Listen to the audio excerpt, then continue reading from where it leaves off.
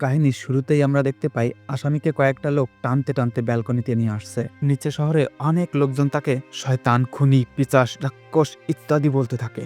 তখনই জেলার বলে 2 দিন পরেই শয়তানের ফাঁসি হবে, তবে তার আগে কে শুলে চড়িয়ে হাত পা ভেঙে দেব। এটা শোনা মাত্রই মানুষের ভিতর আলাদা একটা জোশ চলে আসে। আসুন আমরা প্রথম থেকেই জানি এই আসামিটা কে আর কি অপরাধ করছে যার জন্য তার এত বড় শাস্তি হবে। অনেক বছর আগের কথা।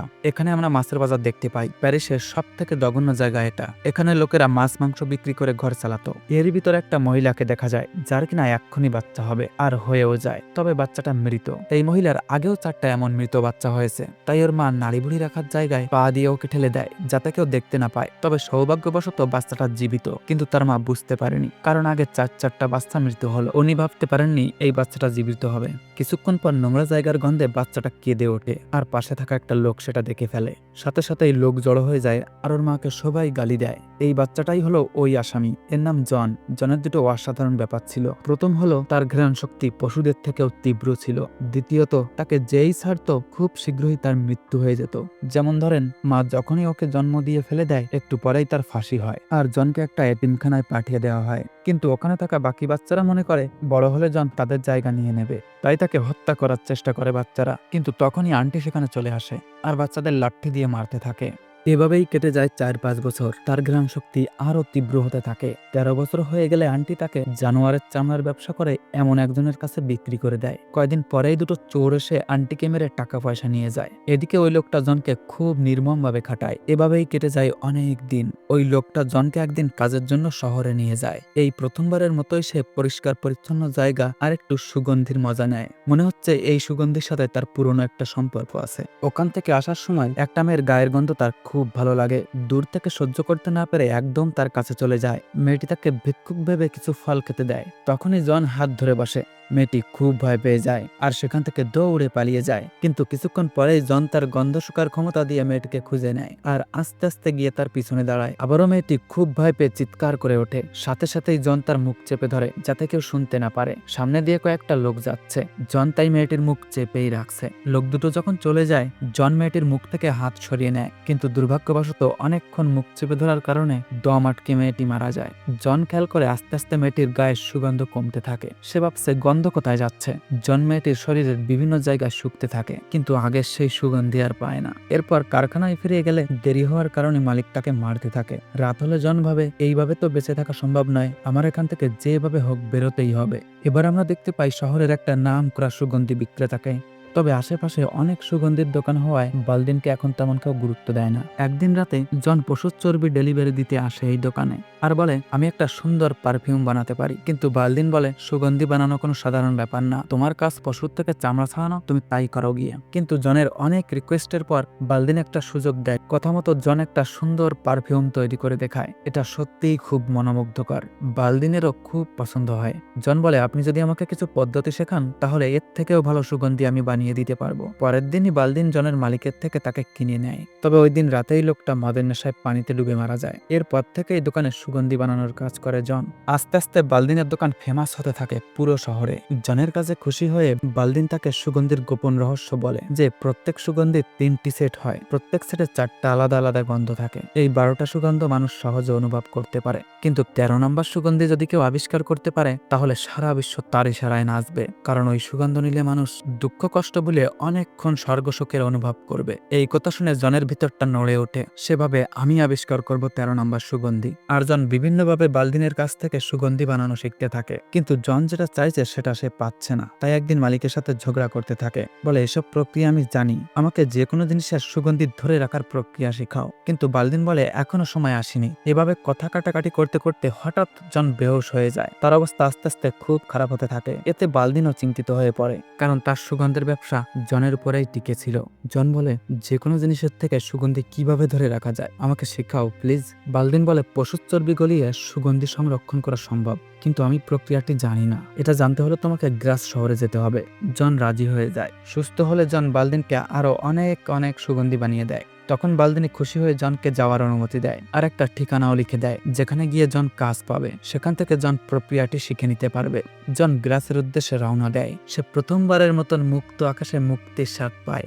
জন এখন কারো অধীনে নেই। সে পাহাড়ের রাস্তা দিয়ে গ্রাস শহরের দিকে যেতে থাকে, যা কিনা অনেক দিনের পথ। কিন্তু মাঝ রাস্তায় জন ক্লান্ত হয়ে যাওয়ার কারণে একটা গুহায় বিশ্রাম নেয়। এখানে বেশ কয়েকদিন কাটায়। একদিন জন ঘুমের ঘরে সেই মেয়েটিকে অনুভব করে, আর তার গায়ের সুগন্ধে জনকে যেন আবার টেনে নিয়ে যাচ্ছে। কিন্তু হঠাৎ তার ঘুম ভেঙে গেলে সে কোনো সুগন্ধিই পায় না।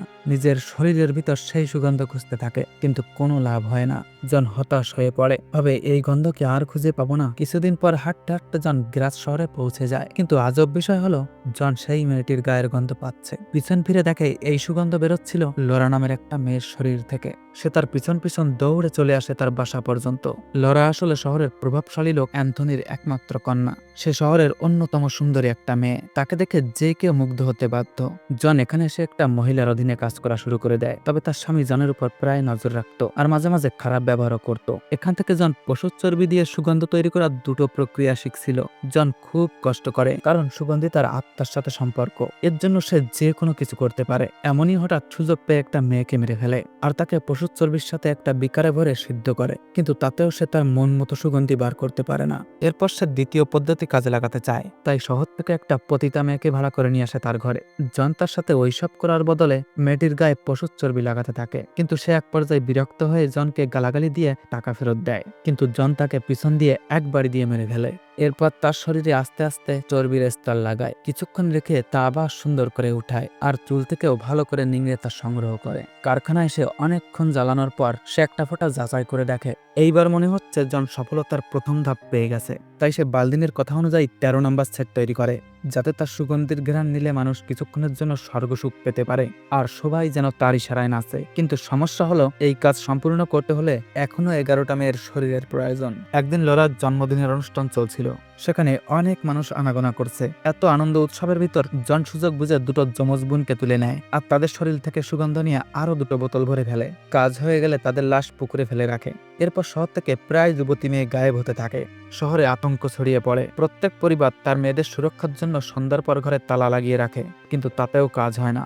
জন একের পর একটা যুবতী মেয়ে মেরে তার সুগন্ধি বোতলে ভরতে থাকে। এমন করতে করতে তার 11টা বোতল তৈরি হয়ে যায়। এখন শুধুমাত্র একটা বোতলের অপেক্ষা, যেটা শহরের সব থেকে সুন্দরী মেয়ে লরার শরীর থেকে নিবে।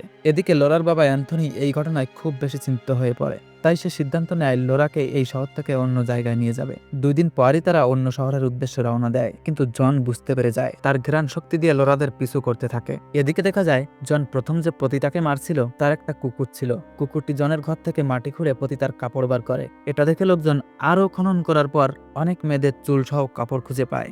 কিন্তু ততক্ষণে জন তো শহর থেকে বেরিয়ে লোরার পিছু করছে। অ্যান্থনিরা একটা হোটেলে ওঠে। রাতে শুতে যাওয়ার আগে লোরার রুমে খুব সুন্দর করে তালা দিয়ে রাখে। এরপর তারা সবাই নিশ্চিন্তে ঘুমাচ্ছিল। কিন্তু মাঝরাতে জন সেখানে চলে আসে, আর আস্তে আস্তে চাবি নিয়ে লোরার রুমে ঢুকে পড়ে।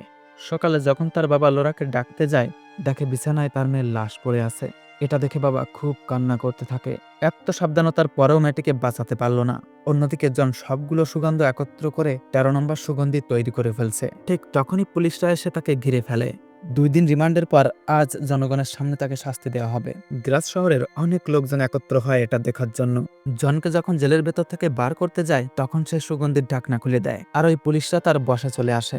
এরপর জন রাজকীয় পোশাক পরে সেই সুগন্ধ তার গায়ে হালকা মেখে নেয়। একটু পরেই সে রাজপুত্রের মতো গাড়ি থেকে নামে, আর এটা দেখে সবাই অবাক হয়ে যায়। সে যে অপরাধী কারো মনে থাকে না। যে তাকে ফাঁসি দেবে মানে জল্লাদ, সেও জনের সামনে বসে পড়ে।